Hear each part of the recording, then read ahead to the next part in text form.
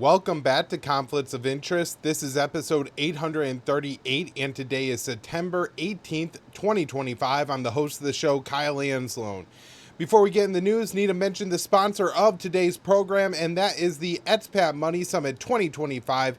This is a fantastic online annual event that's put on by Mikhail Thorup, the host of the Expat Money Show, where you learn how to live abroad, how to move your money abroad, how to buy property abroad, how to buy a second passport. Look, there's all kinds of reasons that people today are uncomfortable with the situation in the United States. And if you want to move, particularly to a Latin American country, this is the event for you. You can get a ticket for free to the event just by going to expatmoneysummit.com. Now, they do offer a VIP portion of the event. A VIP ticket will allow you to get recordings of the different panels, and it will give you exclusive access to some VIP panels. I will be appearing on one of those panels alongside my antiwar.com colleague, Dave DeCamp, frequent guest of this show and the Kyle Anzalone Show, so I highly recommend you check that out.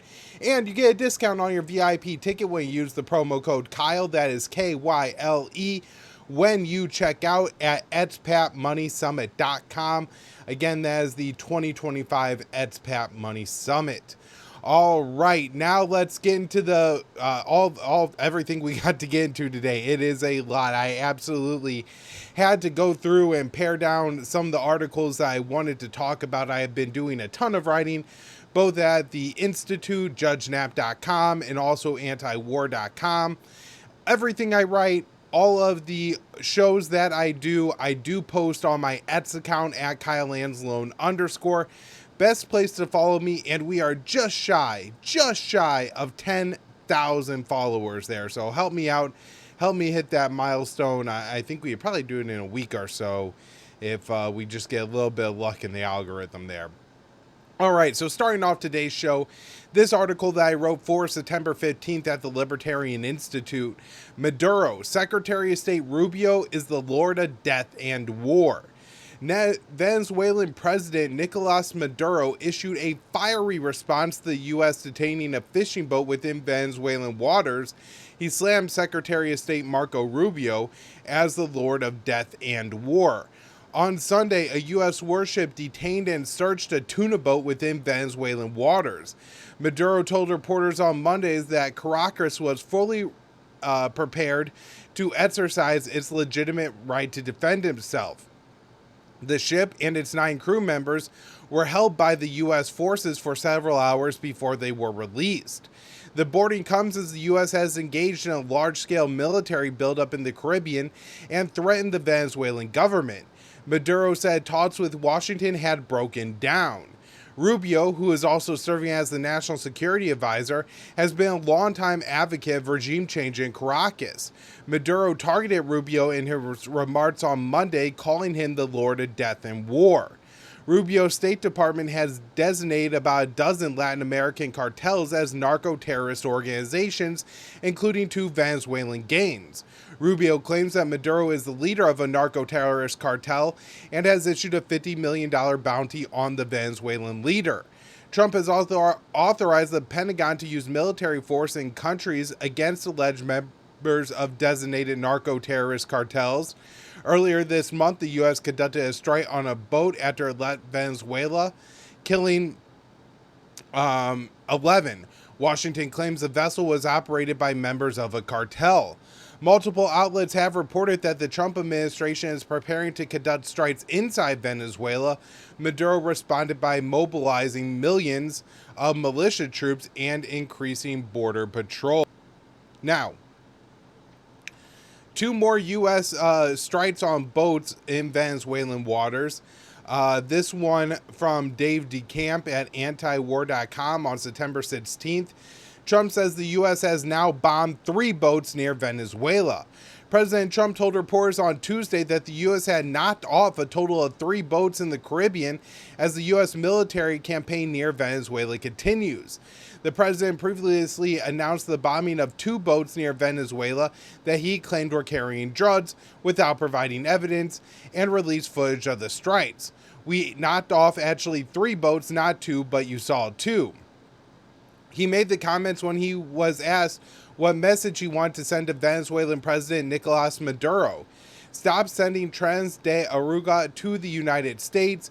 Stop sending drugs into the United States, he said.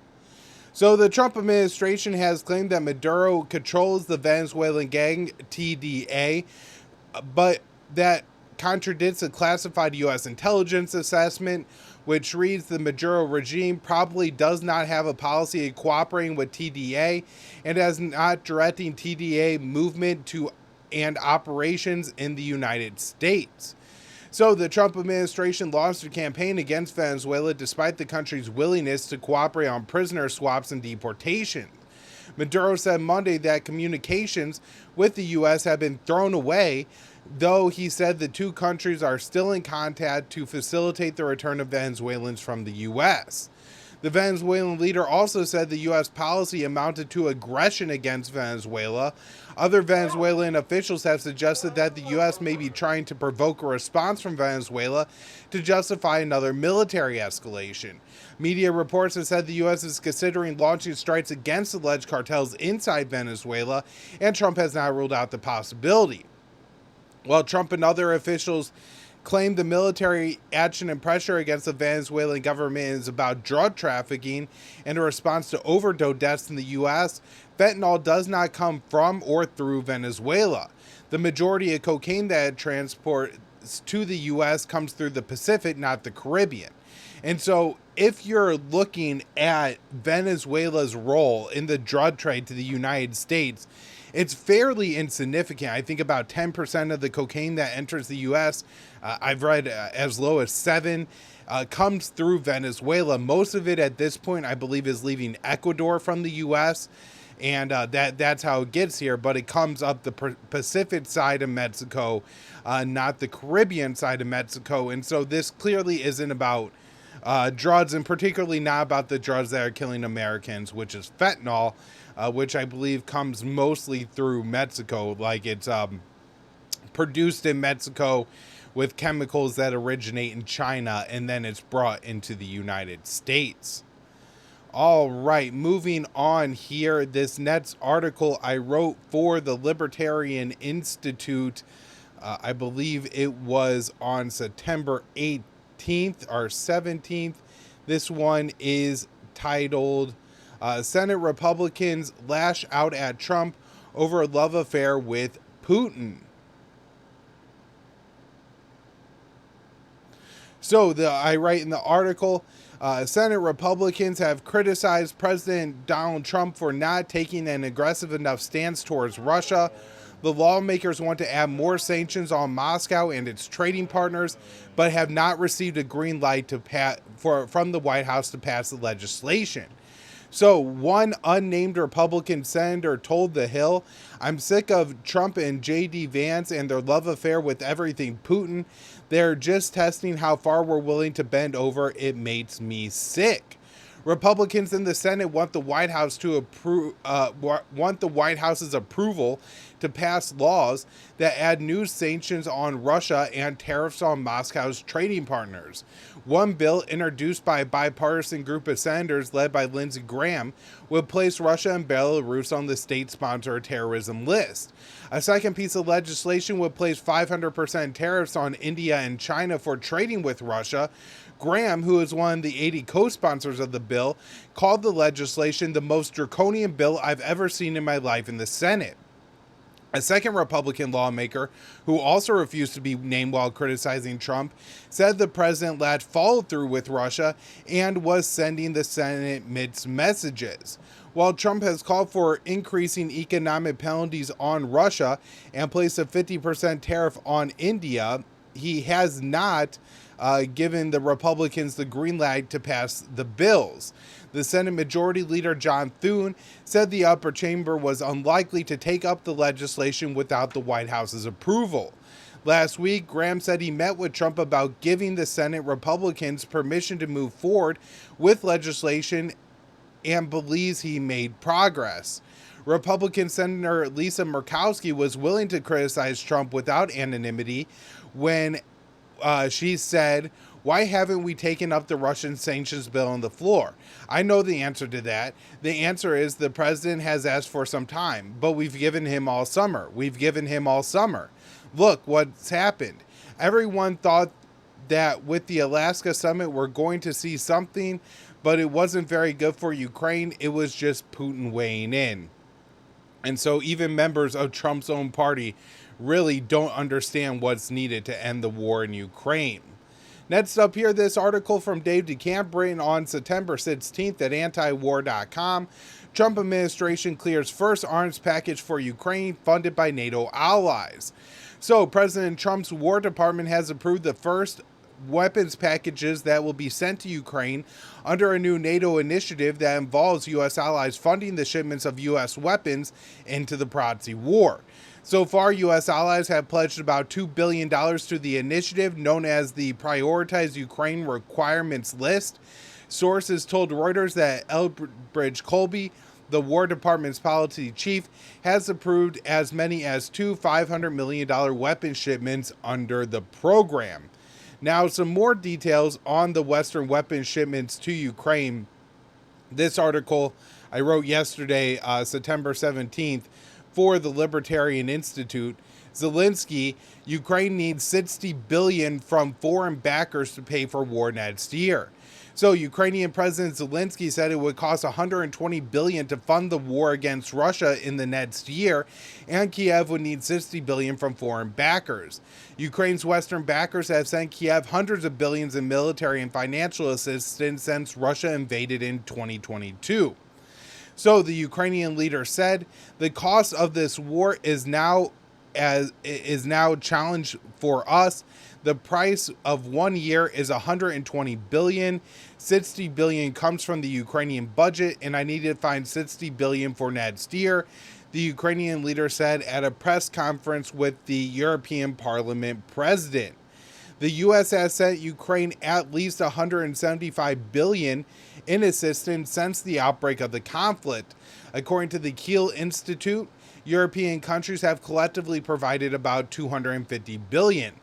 President Donald Trump was critical of his predecessor's policy of funding the war in Ukraine and has not signed off on large-scale military aid packages to Kiev that were common during the Joe Biden administration. However, Trump has continued the policy of sending weapons to Ukraine. On Wednesday, the White House approved $1 billion in arms sales to Ukraine that will be funded by NATO. Zelensky told reporters that the packages will include advanced missiles. We will definitely have Patriot and HIMARS missiles. And of course, the Patriots are the air defense system, the most advanced air defense system that Ukraine has access to.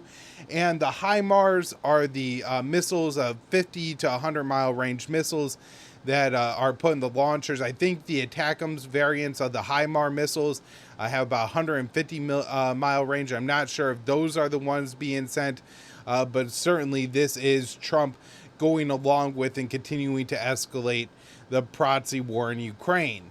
Almost unbelievably stupid, this remark from Trump's envoy to the Ukraine conflict, Keith Kellogg. Dave DeCamp has the coverage here at antiwar.com on September 17th. Trump's Ukraine envoy says the U.S. could kick Russia's ass. So Keith Kellogg, that's the president's special envoy for Ukraine, has strong words for Russia at a conference held in Ukraine, saying that the U.S. could kick Russia's ass. So Kellogg made the comments in the context of a conversation he had in the Oval Office about Russia's military might. They were talking about the primacy of Russian military, and no, they were, pretty good. And I say to the people in the room, we'd kick their ass. So just absolutely ludicrous way he's talking about here. There is no conventional war between the U.S. and Russia. It would be a nuclear conflict, which of course, there's no anybody kicking anybody's ass. The world just ends. This is needless and escalatory and provocative rhetoric from somebody who's supposed to be in the Trump administration as a diplomat. He's supposed to be there to help Trump end the war in Ukraine. Remarks like this are only encouraging it. Next up, we have an article I wrote for JudgeNap.com on September 15th. North Korea denounces U.S., South Korean, and Japanese nuclear war games. So, Pyongyang has issued a harsh statement condemning the trilateral war games led by the U.S. The U.S., Japan, and South Korea kicked off the Iron Mason Freedom Edge military drills on Monday. Pak Yong-chan, Vice Chairman of the Central Military Commission of the Workers' Party of Korea, that's a North Korean official, said on Saturday, the reckless military moves of the U.S., Japan, and Republic of Korea, which is South Korea, on the Korean Peninsula, the world's hottest spot, poses a grave challenge to the security interests of our state and a major damage of undermining regional stability and escalating tensions.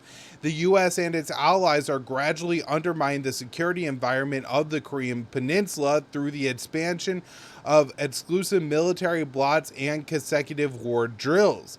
The worrisome movements are calling for reinforcement of the war deterrent and maintenance throughout our thoroughgoing war posture. So, the Freedom Shield drills will run Monday through Friday near Jeju Island. That's just south of South Korea in the Korean Strait, the kind of body of water there between China and the Korean Peninsula.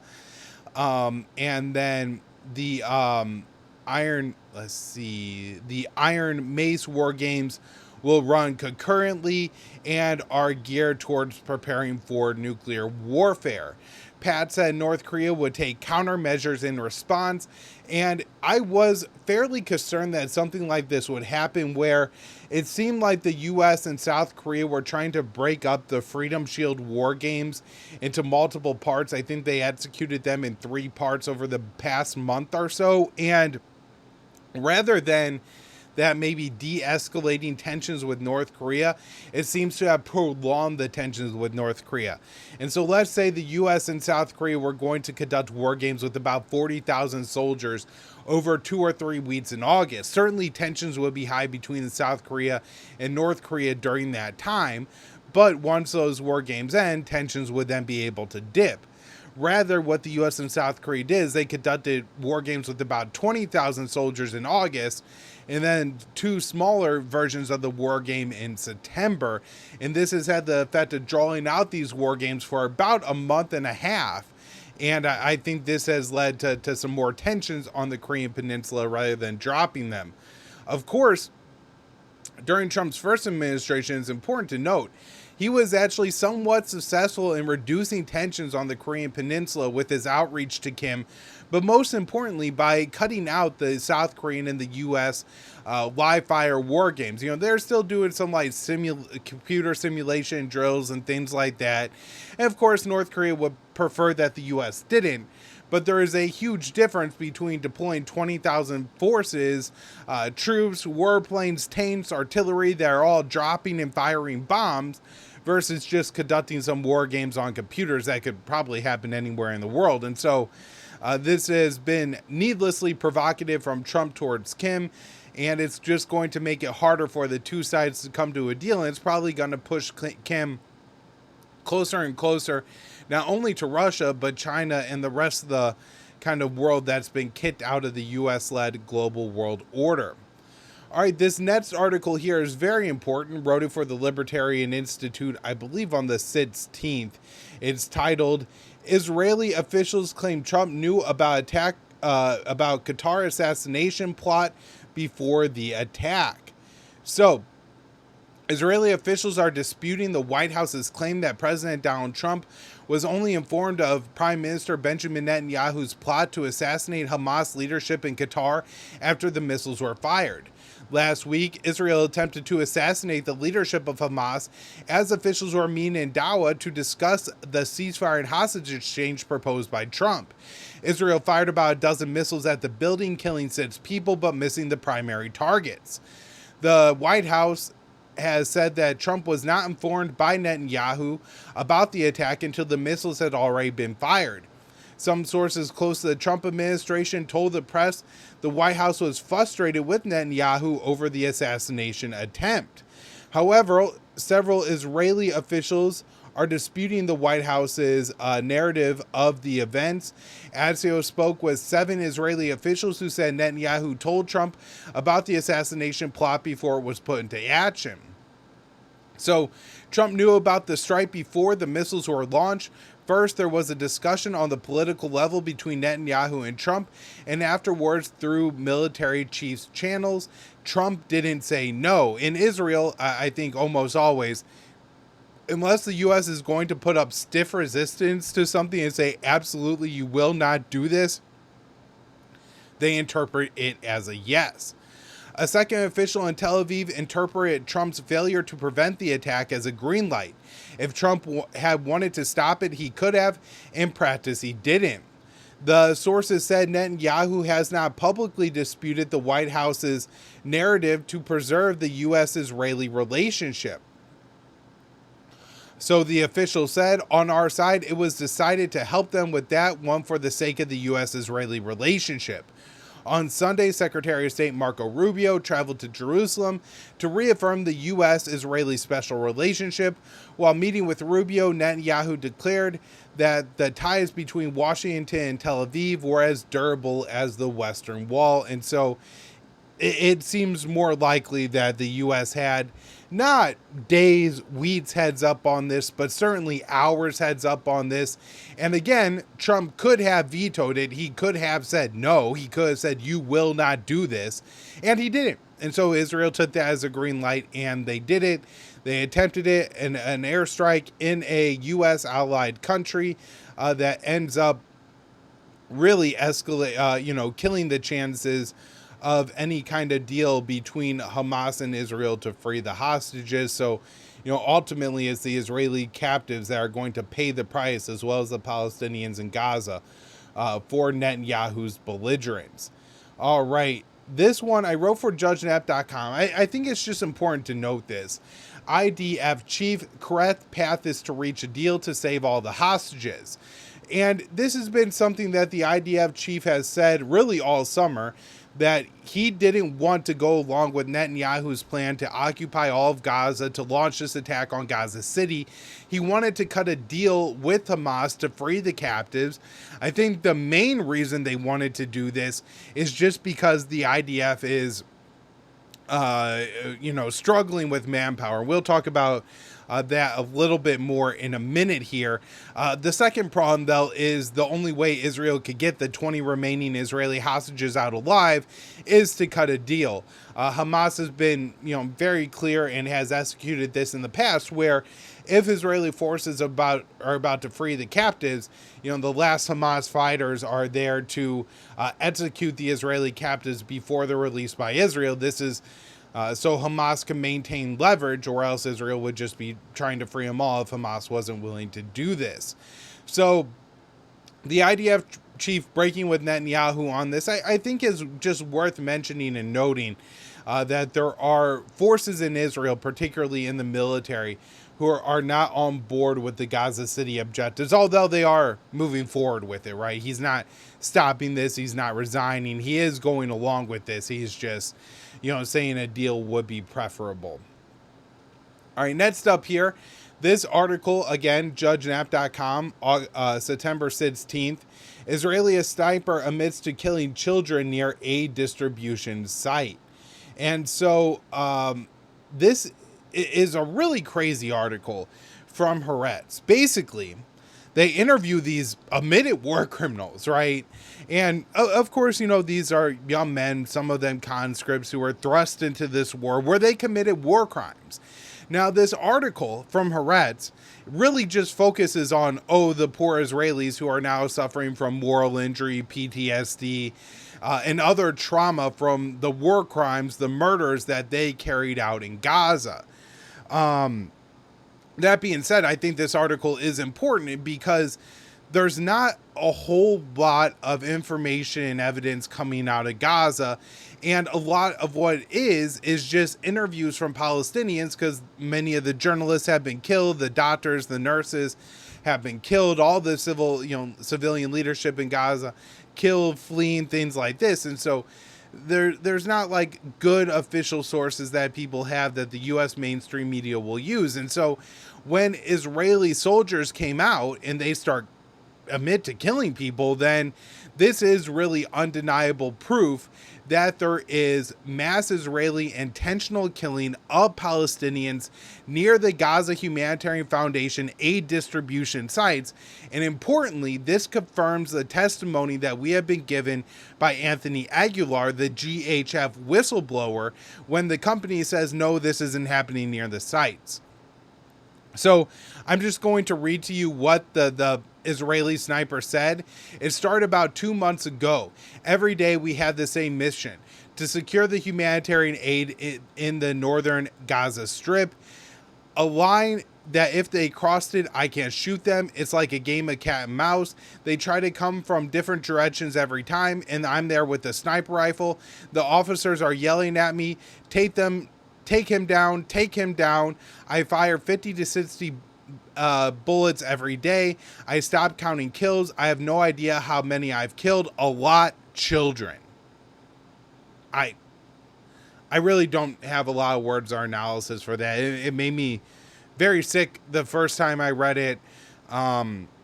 It's I don't know how our country could continue to support a policy like this, where, again, this is even coming from the Israeli snipers, that they are just mowing down children in Gaza. It's a sniper, right? It's not like this isn't some guy firing a couple warning shots in the air or at people's feet. This is somebody putting his crosshairs on somebody, pulling the trigger. You maybe say like, the officer told him to do it, but he still pulled the trigger, and he's a murderer, child murderer. And again, this article is supposed to lead you to have sympathy for these Israeli soldiers who are committing these horrific war crimes. A second soldier discussed spraying a machine gun into a crowd after being ordered to, and then afterwards going over and seeing that the dead were 8 and 10-year-old children. And so just more evidence, Israel killing children all over the place in Gaza. And, our mainstream media will tell you, oh, that's just Hamas propaganda. No, this is what the Israeli soldiers are admitting that they're doing in the Strip. Next up here, Israeli attack on Gaza City. Gaza has never been hit like this before. This article I wrote for the Institute on the 17th. So the Israeli war plans for Gaza call for an unprecedented level of destruction. Walla News reported on Wednesday that Major General Anzor's battle plans for Gaza City are broken into 3 stages that include destroying the infrastructure. So the first stage, dubbed the fire stage, focuses on the mass destruction of terrorist infrastructure, mostly at night, using various means, including above and below ground robots, the outlet explains. A military source told Walla that the scale of destruction is unprecedented. The source said the scale is unprecedented. Gaza has never been hit like this before. Israel has conducted a massive bombing campaign in Gaza City using airstrikes, robots, and drones. Israel has used armored personnel carriers, or APCs, as car bombs. Israel equips the APCs with explosives and uses a remote system to drive the vehicle to its target. Tel Aviv has dubbed the weapon suicide APCs. Sounds a whole lot like something ISIS was doing. So at least 100,000 Palestinians have fled the bombardment in Gaza City. Israel estimates the number is higher, over 300,000. However, a significant civilian population remains in the city, as at least 1 million Palestinians were sheltering in the area before Israel launched the attack. Some Palestinians are hesitant to leave Gaza City, as Israel has ordered the Palestinians into the Mawasi tent city. The IDF frequently bombs Mawasi and Palestinians attempting to flee the city. And so they say Mawasi is a safe zone, but it's not. You still are having bombs dropped on that region as well. So it appears Israel is moving into phase 2 of the operations in Gaza City, which calls for a ground invasion. One source said that Israel will continue to bombard the city through phase 2 while IDF soldiers slowly advance. They explained this is to protect the lives of the Israeli soldiers. An Israeli military source said that once the IDF captures Gaza City, it plans to continue the occupation indefinitely. Multiple Israeli ministers have called for the expulsion of the Palestinians from the Strip and annexing the territory once the ethnic cleansing is complete. Waller reported that Phase 3 of the assault is still classified but will include military capabilities that we have not yet seen in the Israeli war repertoire. An associate of Ansor says he views this assault as the battle of his life. And so, I mean, this again, just shocking, disgusting, and really concerning of how hard this is going to be on the Palestinians there, and just how many thousands, tens of thousands of people are going to be added to the death count in Gaza during the battle for Gaza City that we're now seeing. Okay, this next story I wrote for JudgeNap.com. Hundreds of American lawmakers traveled to Israel for a lecture on BDS. So the Israeli foreign minister gathered 250 state-level American lawmakers for a conference on passing laws that target the boycott, divestment, and sanctions movement in the U.S. Boycotting is act of protected speech under the First Amendment. On Monday, Israel hosted its largest ever delegation of U.S. lawmakers. And this is what Gideon Saar, the Israeli foreign minister, told the American legislators. 250 state legislators from 50 states, Republicans and Democrats. This extraordinary delegation is a testament to the depth of the bond between our nations. This is probably the most significant delegation brought to Israel yet. America has no ally more effective than Israel. The alliance between our nations safeguards America's national security interests. So just lying. This isn't true. Israel is our most detrimental ally. They are the ones that set our standing back in the world the most, closely followed by Ukraine, but Israel is still number one on this. Additionally, they don't safeguard our national security interests. If anything, Americans are more at danger around the world because of the Israeli slaughter in Gaza, and people blame the United States for enabling that, and it creates a lot of anti-American hatred and really diminishes our standing on the world stage. So Saar and Israeli Prime Minister Benjamin Netanyahu told the lawmakers they need to combat anti-Israeli sentiment that is growing in the U.S. Saar said the lawmakers needed to pass anti-BDS legislation to improve Israel's image among Americans. Anti-BDS laws are unconstitutional as boycotting is protected speech protected under the First Amendment. Still, many American states have anti-BDS laws. Additionally, the House version of the 2025 NDAA includes a provision that will prevent the Pentagon from contracting with any person or business that supports BDS. On Tuesday, a Georgia lawmaker addressed the delegation, telling his fellow Americans, make sure your state has anti-BDS laws and adopt the International Holocaust Remembrance Alliance definition of anti-Semitism. The IHRA's definition of anti-Semitism labels most criticisms of Israel's occupation and oppression of Palestinians as anti-Semitism. A member of the Maine legislature said she was alarmed by a Free Palestine movement in her state. The movement calls for an independent Palestinian state. She said Free Palestine was in opposition to what's right and truthful, which is just really exposing that these people never intend to let the Palestinians have their own independent state. This is just about giving Israel more and more and more time to continue its slaughter and to expand its borders. Next up here, this one from Dave DeCamp, antiwar.com. Netanyahu says Trump invited him to the White House for the fourth time this year. I'm sure Netanyahu absolutely loves it. It's amazing that every time he gets to do something completely out of line of U.S. interests, he just gets welcomed back into the White House. Trump is quite the incapable and disgusting president. Next up here, Smotrich, that's the Israeli finance minister, calls Gaza a real estate bonanza. Says U.S. and Israel discussing dividing the land. And so it seems pretty clear that he's involved in these discussions with Witkoff and Kushner about how once they expel the Palestinians, they're going to turn Gaza into this ultimate like economic and tourist hub. They're going to have like an EV facility, a tech sector, a tourism sector.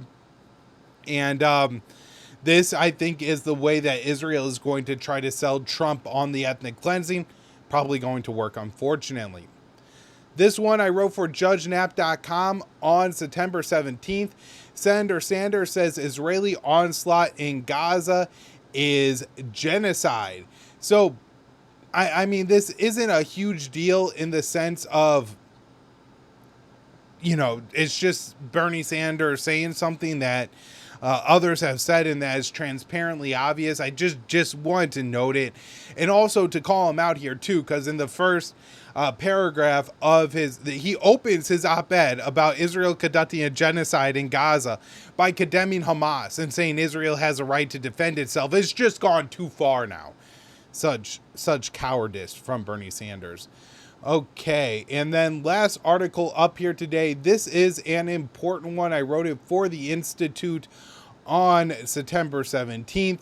Israel wants aerial corridor over Syria to strike Iran. So, Tel Aviv's primary objective in discussions with Damascus is to establish an aerial corridor over Syria so Israel can restart its war against Iran. Axios reports that Israel present the Syrian government, led by Ahmed al-Shara, with a maximalist agreement that would establish a no-fly zone over Syria. Additionally, Tel Aviv wants large swath of Syria from the Israeli border to Damascus to become a demilitarized zone. An Israeli source told the outlet that an essential part of the agreement will be maintaining the ability to use Syrian airspace to attack Iran. A central principle of the Israeli proposal is maintaining an aerial corridor to Iran via Syria, which will allow potential future Israeli strikes in Iran, the source explained. So Israeli Prime Minister Benjamin Netanyahu started an unprovoked war with Iran in June. Tel Aviv targeted the leadership in Tehran, nuclear facilities, and scientists.